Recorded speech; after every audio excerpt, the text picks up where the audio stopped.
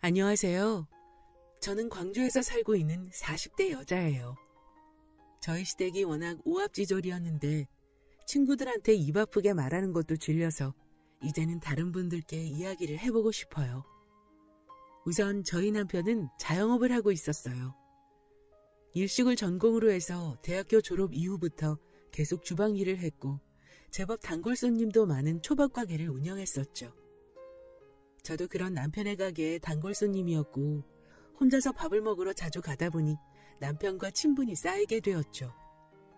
남편이 가게를 혼자서 운영하다 보니 더 그랬던 것 같아요. 30 초반에 만나서 둘 다 30 중반이 되었을 때 결혼을 하게 되었어요. 제가 직업이 산부인과 전문이다 보니 자리를 잡느라 늦어졌죠.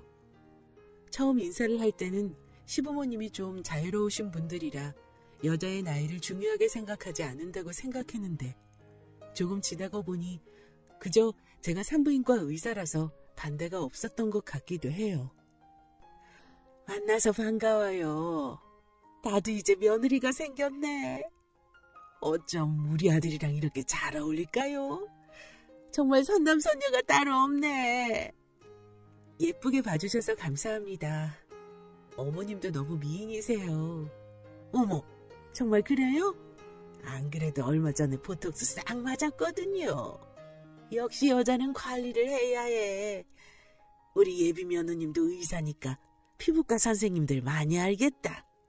네? 네. 선배들 중에도 있고 대학 동기 중에도 피부과 전문의 하고 있는 애들이 있어서요. 그럼 나중에는 우리 같이 보톡스라도 맞으러 갈까? 나도 우리 예비 며느님처럼 코에 필러도 맞아보고 싶은데. 아, 혹시 수술인가? 아, 저는 수술한 거예요. 첫 만남에서 정말 악의 없이 순수하게 저에게 코 수술했냐고 묻는 시모는 저를 많이 당황스럽게 했어요. 곧 남편이 시모에게 뭐라고 눈치를 줬고 시모는 말실수를 했다며 다과상을 준비하러 가셨죠. 저희는 기분 좋게 다과상까지 먹고 나서 집으로 돌아갔습니다. 저를 데려다주는 길에 남편이 우리 엄마가 아빠랑 서로 오냐오냐 하며 지내다 보니 좀 눈치가 없어. 그냥 그러려니 생각해. 라고 이야기를 하더라고요. 사실 제가 코 수술을 한 것에 사연이 있는 게 아니라 그저 미용 목적으로 한 것이다 보니 시모의 질문에 더 당황했던 것 같아요. 남편의 말처럼 정말 시모는 아기가 없이 뇌가 순수한 사람 같아 보였죠. 문제는 시모뿐만이 아니라 시부도 예전에 사업을 해서 돈이 많았었다고 해서 경제관념이 좀 없었습니다. 물건도 덜컥덜컥 사시고 그래서 저희 신혼집에도 거금을 주셨죠. 저희는 덕분에 돈 걱정 없이 결혼을 하게 되었어요. 처음에는 시부가 그만큼 여유가 있는 줄 알았는데 지나고 보니 그것도 아니더라고요. 남편은 시부가 집을 해주셨으니 우리는 그냥 그 집에 들어가서 잘 살면 된다고 했고 저도 별달리 걱정 없이 시댁에 예물 예단을 주고 잘 갖춰 결혼했습니다. 이제 30 중반이라는 나이로 갖출 것 다 갖추고 남들이 부러워하는 호텔에서 결혼식도 하고 나니 정말 저희 앞날은 걱정될 것이 없다고 생각했습니다.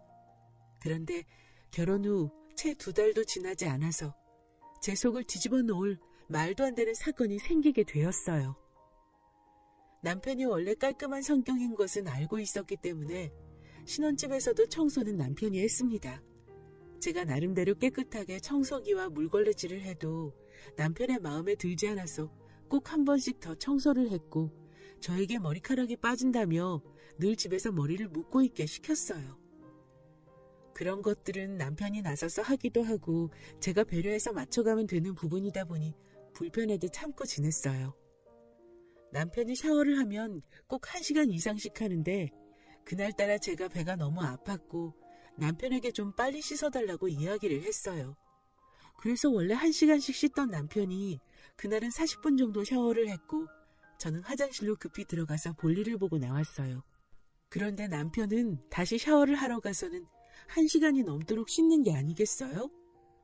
워낙 깨끗한 사람이니 내심 덜 씻고 나와서 찝찝한가 보다 생각을 하고 침대에 누워 있었는데 씻고 나온 남편이 갑작스럽게 저에게 화를 내기 시작했어요.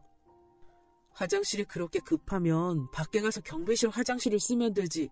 꼭 그렇게 해야 해? 뭐? 오늘 엘리베이터 점검 중인 거 몰라? 내가 13층에서 1층까지 어떻게 내려가? 당신이 좀 빨리 씻고 나오면 될 것을. 당신 때문에 내 루틴이 다 깨졌잖아. 그리고 내가 계속 참고 치우고 살려고 했는데 당신이 이렇게 더러워서 병원에서 일은 어떻게 해? 수술하기 전에 소독은 제대로 하는 거야? 무슨 말이야? 내가 더럽다니. 당신이 지나간 자리를 봐. 내가 말 안 하고 참고 살려고 했는데 정말 안 되겠어서 하는 말이야. 내가 당신한테 청소하라고는 안 하잖아. 깨끗하게 좀 쓰자는데 그게 그렇게 힘들어? 매일 퇴근하고 와서 집 청소하는 사람 생각을 안 해? 입고 온 옷은 무조건 현관에 다 벗어서 들어오라고 했는데 꼭 그렇게 작은 방까지 더러운 걸 옮기잖아. 내가 당신한테 언젠가 말하려고 했는데 그거 결벽증이야. 누가 집에 들어오면 현관에서 옷을 다 벗고 들어와. 내가 더러운 게 아니라 당신이 유독 심한 거라고. 그래, 내가 그럴 수 있지만 우리 결혼까지 했으면 서로 맞춰서 살아야 하는 거 아니야? 한참 남편과 언쟁을 높이며 말다툼을 하고 있었는데 갑자기 사례가 들려서 기침을 하게 되었습니다. 남편이 다급하게 부엌 쪽으로 달려갔고 저는 당연히 물이라도 가져다 주는 줄 알았어요. 그런데 남편은 그런 저를 향해 황당한 행동을 하기 시작했는데 그게 분무식 소독액을 마치 파리를 잡듯이 저와 제 주변에 뿌리기 시작했습니다. 저는 안 그래도 기침을 하는데 앞에서 소독액 냄새가 나니 화가 났고 벌떡 부엌으로 달려가 물을 마셨습니다. 그때 남편은 제가 떠난 자리를 따라다니며 소독액을 뿌렸어요. 당신은 의사라는 사람이 기침할 때 입 가리는 거 안 배웠어? 뭐? 사람이 기침을 하면 물이라도 한번 떠주는 게 맞는 거 아니야? 당신 원래 결벽증 환자였어? 그동안 더러운 나랑 어떻게 만났니? 아니, 나는 그냥 세균이 우리 침실에 있는 게 찝찝해서 그렇지. 뭘 그렇게까지 화를 내? 내가 예민했나 봐. 미안해. 내가 주방에서 생선을 자주 만지다 보니 유독 세균에 민감하네. 직업병이라고 생각하고 당신도 좀 이해해줘. 그래, 나도 조심할 테니까 당신도 너무 예민하게 하지 마. 결벽증도 강박증의 일종이라서 심하면 치료까지 받아야 해. 그리고 예전엔 혼자 살았을지 몰라도 지금은 나랑 같이 사니까 당신도 좀 배려해주길 바라. 사실 저에게 소독액을 뿌리던 남편에게 크게 실망을 하기는 했지만 결혼 초반이다 보니 서로 맞춰가야 할 부분이 많다고 다독이며 넘어갔어요. 이후 남편은 저에게 하려는 말을 자주 삼키기 시작했고 저도 그게 맞춰가는 과정이라 생각했습니다. 그리고 저희 집은 제가 병원에서 일을 하고 세미나도 많다 보니 시모가 와서 자주 밥을 챙겨주셨어요. 남편이 워낙 예민해서 집에 요리도구도 없었고 저도 원래 요리에는 취미가 없었기 때문에 대부분 시모가 챙겨주는 반찬을 데워 먹거나 외식을 했었어요. 누가 해달라고 한 건 아니지만 시모는 며느리 바쁘고 아들은 매일 주방에서 일을 하니까 나라도 챙겨줘야지 라고 이야기를 했었고 저도 그런 시모가 감사해서 용돈을 자주 챙겨드렸습니다. 주말이면 시부모를 데리고 가서 식사도 자주 대접을 했고요. 물론 워낙 깔끔 떠는 남편은 식당에 가서도 꼭 끓는 물을 달라고 해서 수저를 소독해서 먹지만 시댁 식구들은 그런 모습을 자주 봤는지 신경 쓰지 않더군요. 여보, 우리 애들이랑 이렇게 나오니까 좋은데 온 김에 백화점 들러서 애들 옷이나 좀 사줄까? 그럴까? 그래. 우리 며느리랑 아들 옷 좀 사주자. 너무 좋다. 우리 오랜만에 백화점 가는 것 같은데? 요즘 너무 아울렛만 다녔지? 아하하. 보자, 내가 오늘 무슨 카드를 갖고 왔더라. 시모와 시부는 밥을 먹고 백화점에 가자고 하며 신이 났고 남편은 수저를 소독하느라 정신이 없었죠. 참 겉으로 보면 산만하지만 화기애애한 가족 같아 보였습니다. 그날 괜찮다고 했음에도 저희는 백화점에 가서 시부에게 100만 원가량 되는 옷을 선물 받아서 집으로 돌아왔어요. 남편은 그런 시부의 씀씀이가 별일 없다는 듯이 받아들였죠. 저는 이제 사업도 안 하시는 시부가 무슨 돈이 있으셔서 자꾸 돈을 쓰는지 궁금해서 남편에게 물어봤지만 남편은 모른다고 이야기를 했어요. 뭘 해서 돈을 버시는지는 모르지만 한 달에 한두 번은 시모와 함께 이름 있는 식당에 가서 밥도 먹고 여행도 자주 다닌다고 하더라고요. 그때는 뭘 해서라도 돈을 버시나 보다 생각을 했고 그게 부동산이나 주식 투자가 아닐까라고 단순히 생각했어요. 시댁이 저희에게 경제적으로 지원을 많이 해주셔서 저도 시댁에 선물을 자주 했었어요. 시부모님 생신날이면 명품 핸드백이나 고급 정장 같은 것들을 선물해드렸고 물론 경제적으로 부담이 되는 부분이 없지는 않았지만 받은 것들이 있다 보니 도리라고 생각을 했어요. 워낙 비싼 물건을 좋아하는 시부모님이다 보니 한 번 사드리고 그 다음번에 안 사드렸더니 저에게 면박을 주기 시작했고 이후부터는 그냥 당연하게 그렇게 사드리게 되었네요. 이후 3년이라는 시간이 지났습니다. 물론 남편의 결벽증은 조금도 고쳐지지 않아서 제가 포기를 하고 살고 있었죠. 퇴근 후 집에 들어가서 현관에서 모든 옷을 벗어서 커다란 봉지에 담았고 속옷만 입은 채 화장실에서 샤워를 했고 입은 옷은 그날 바로 세탁을 해야 했습니다. 주방은 여전히 기껏해야 컵라면이나 먹는 공간이었고 요리는 주방이 더러워진다고 꿈도 못 꿨죠. 제가 이 정도로 노력을 하다 보니 남편도 제가 마음에 들지 않더라도 큰 소리는 내지 않았고 그렇게 불안한 줄타기 같은 나날이 이어졌습니다. 그러다 남편이 가게를 하던 자리가 재개발되면서 다른 곳으로 이전을 하게 되었는데 이전 이후 장사가 예전만큼 되지 않아서 결국 폐업까지 하게 되었고 그 이후 남편은 집에서 쉬게 되었어요.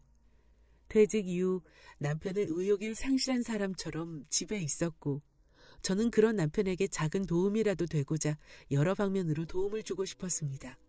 그러다 저희 병원에 자주 오는 환자분의 남편분이 부동산을 한다는 걸 알게 되었고 남편이 새로운 시작을 할 수 있도록 도와주고 싶었죠.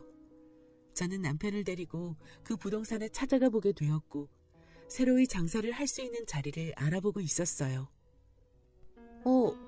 여기는 주차 공간은 따로 없나요? 여기는 입지가 좋은 만큼 주차 공간은 별도로 없고 앞쪽으로 버스 정류장이 있어요. 아무래도 저희 남편 가게는 직장인분들이 많이 찾기도 하시고 데이트하러 오시는 분들이 많아서 주차 자리는 있어야 할 것 같아요. 그래서 여기 말고 다른 곳도 제가 생각해둔 곳이 있는데 같이 이동하시면서 설명해 드릴게요. 안 그래도 남편분 얼굴 뵈니까 예전에 제가 초밥을 먹으러 가본 적이 있는 가게라서 엄청 좋은 곳으로 제가 알아보고 있으니 걱정 마세요. 정말요? 저희 남편이 다른 건 몰라도 초밥 하나는 정말 잘하죠.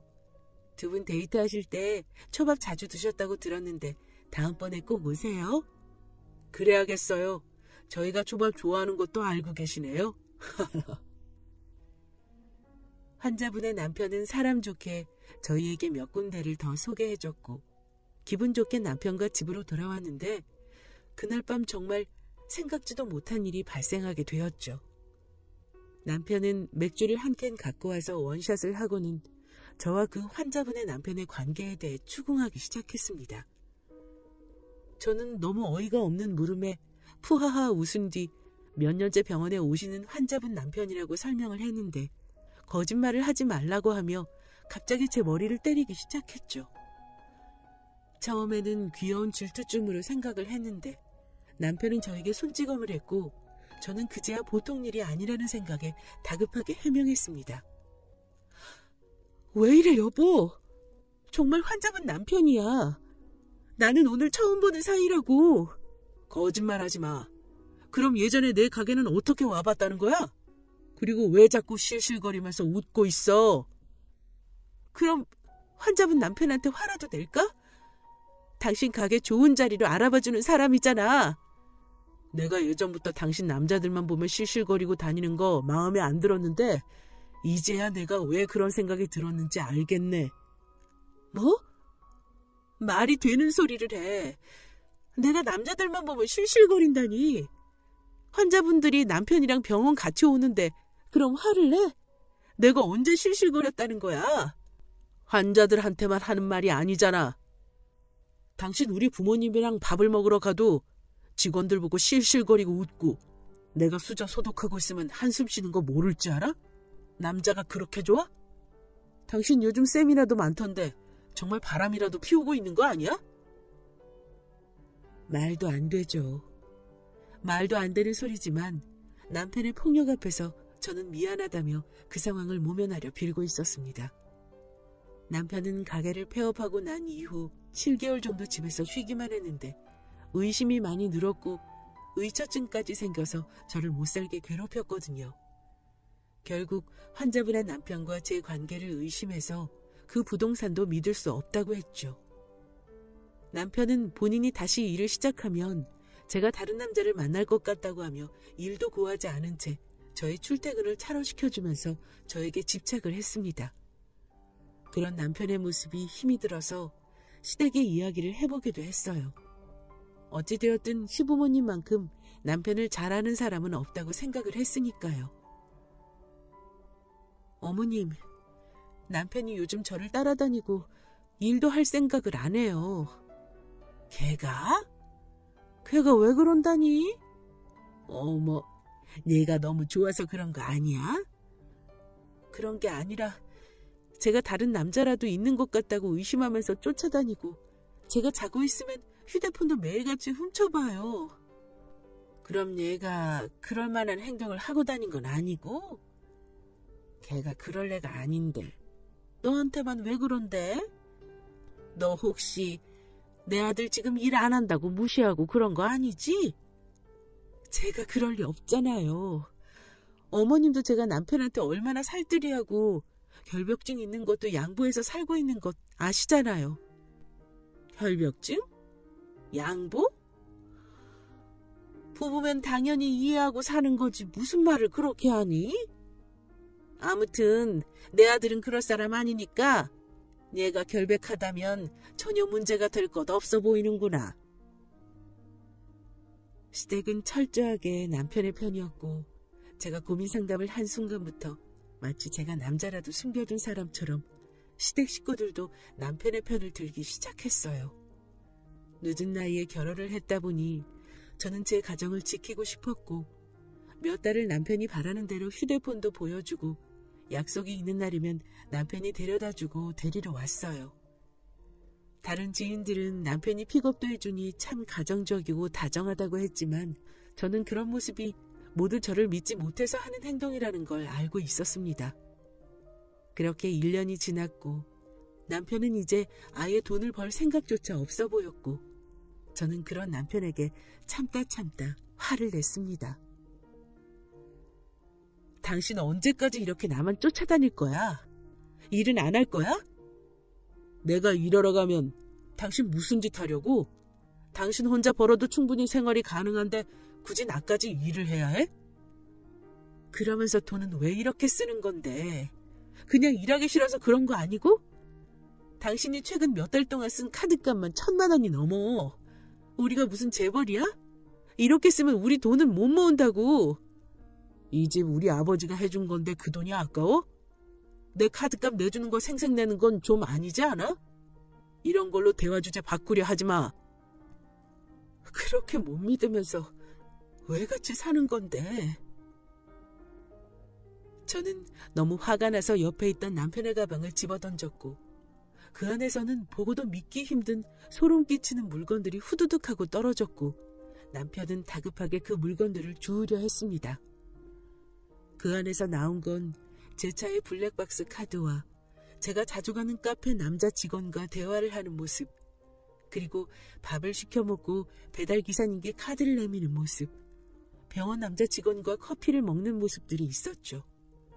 너무 소름이 돋아서 그 사진들을 빠르게 주웠고 남편은 마치 걸리면 안 될 걸 걸렸다는 듯이 뒷머리를 극적였죠. 이게 뭐야? 당신 그동안 나 쫓아다녔어?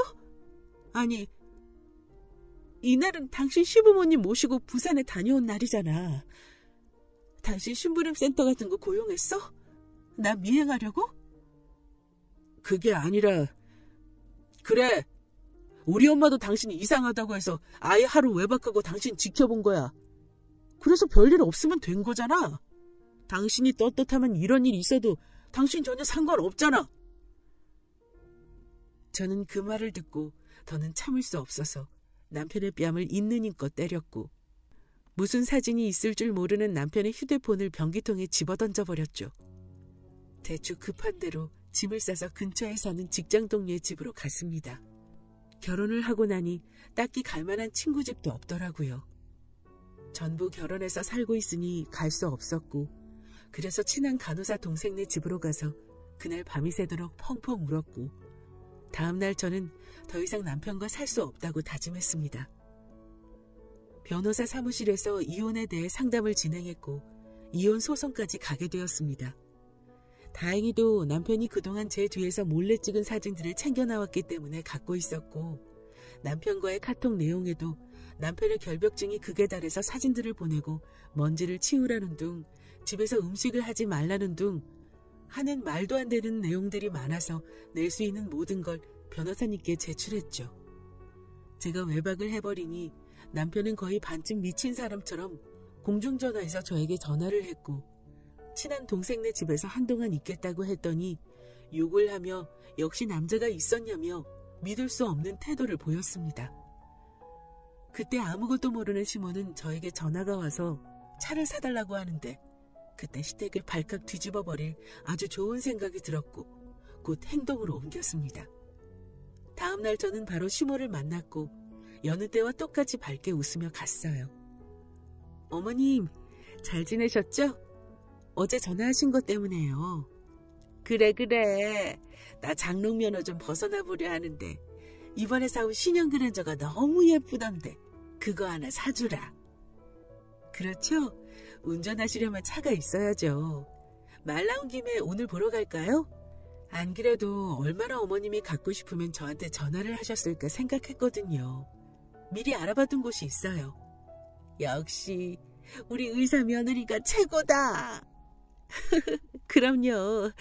어제 말씀하신 대로 차 색상은 흰색이면 되는 거죠? 그래. 빨리 보러 가자.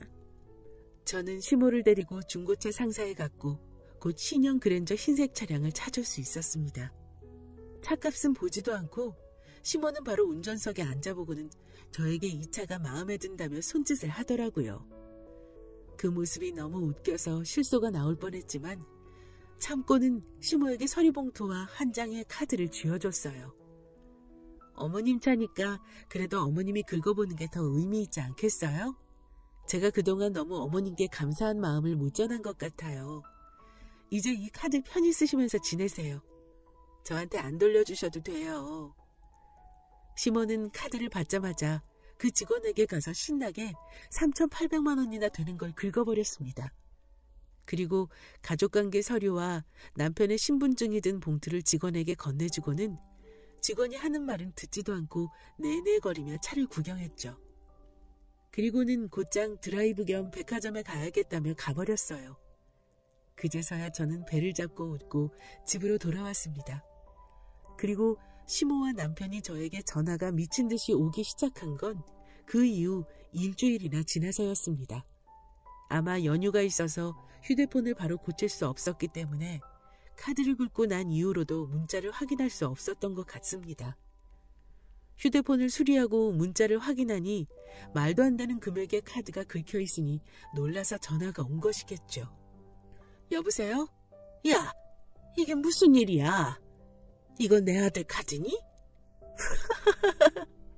이제 하셨어요? 왜요? 제가 정말로 그 차를 사주는 줄 아셨어요? 결벽증에 의처증까지 있는 아버님 아들이랑 저 이혼 소송 중이에요.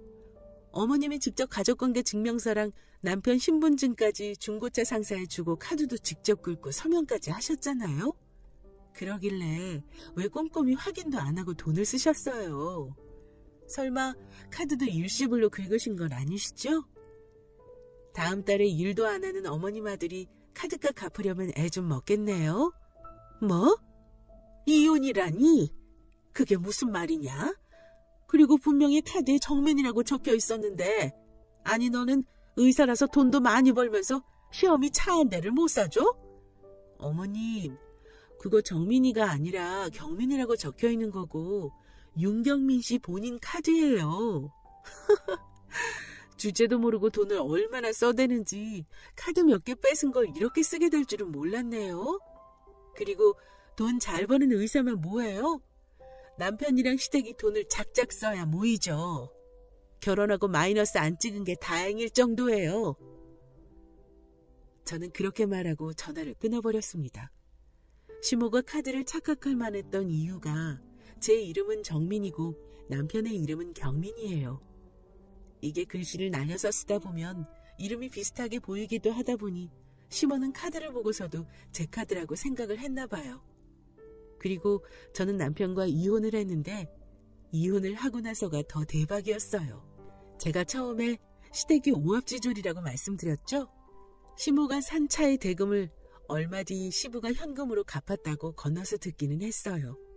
시부가 어떻게 해결을 해줬다고 하니 저는 개인적으로 시모와 남편에게 한 방을 날리지 못해서 아쉬웠는데 그 이후 남편에게 온 전화가 정말 배꼽이 빠지게 웃겼어요. 여보, 혹시 7천만 원 정도만 빌려줄 수 없어? 당신 제정신이야? 우리 이혼한 거 잊었어? 내가 일도 안 하는 당신한테 왜 돈을 빌려줘? 이게 다 당신 때문이니까 그렇잖아. 당신이 엄마한테 사준 차값을 아버지가 집 담보 대출로 갚았는데 그 돈을 못 갚아서 지금 압류 들어가게 생겼어. 한 번만 도와줘. 뭐? 아버님 재산 많으신 거 아니었어? 씀씀이도 크신데 그 돈 때문에 압류라는 게 말이 돼? 아버지가 사실은 다 대출로 생활을 하고 있으셨더라고. 집을 담보로 잡고. 내가 지금 그것 때문에 머리가 터질 것 같아. 우리 부모님이 그래도 당신 많이 챙겼잖아. 그러니까 좀 도와주면 안 돼? 이혼까지 했는데 그게 무슨 소용이야. 아버지 돈 믿고 설치더니 당신 씀씀이 보니 안 봐도 뻔하네. 빚이 얼마나 있는지 모르겠지만 버티지 말고 빨리 파산 신청이나 하는 게 나을 거야. 같이 살았던 사람으로서 하는 마지막 조언이야. 저는 전화를 끊고 얼마나 웃었는지 몰라요. 남편이 무슨 돈이라도 맡겨둔 것처럼 일만 생기면 시부에게 돈을 받아서 쓰곤 했었는데 그게 전부 집담보 대출이었다니. 시부가 예전에 사업을 하고 정리를 다 했음에도 씀씀이를 줄이지 못해 갖고 있던 재산들을 담보로 대출도 많이 했던 것 같더라고요. 곧 길바닥에 나앉을 시댁 식구들을 보니 얼마나 웃기던지. 그러길래 처음부터 제가 하자는 대로 다른 곳에 새로 장사나 시작하고 열심히 살았으면 될 것을 왜 사람을 못 믿고 괴롭혀서 이 사단을 만들었는지 이해가 안 되었죠. 지금은 이혼 후 몇 년이 흘러서 저는 화려한 싱글 인생을 살고 있습니다. 돈을 막 쓰는 사람도 없고 집에서 밥도 해먹고 귀찮으면 종종 설거지도 미루기도 해요. 이제야 집에 사람 사는 냄새도 나는 것 같고 저를 위해 취미생활도 할 수 있어서 좋더라고요. 짧다면 짧은 결혼생활이었지만 그런 시간들이 다 지나온 지금에야 너무나 여유롭고 자유로운 인생을 즐기고 있습니다. 아마 제가 재혼을 하게 될지 어떨지는 모르겠지만 적어도 전 남편과 시댁처럼 아나무인하고 정신병이 있는 사람이랑은 절대로 다시는 엮이는 일이 없었으면 해요. 전 남편은 그 이후로 공사판에서 일을 하고 있다는 소식은 전해 들었는데 결벽증이 있던 사람이 어떻게 그런 환경에서 일을 할 수 있나 싶어서 저도 신기하네요. 역시 사람은 돈이 있어야 적당히 하기 싫은 일을 안 하며 살 수 있는 것 같기도 합니다. 제 이야기 들어주셔서 감사해요. 혹시 저희 시댁처럼 멍청한 시댁이 있다면 빨리 도망치시기를 바라요.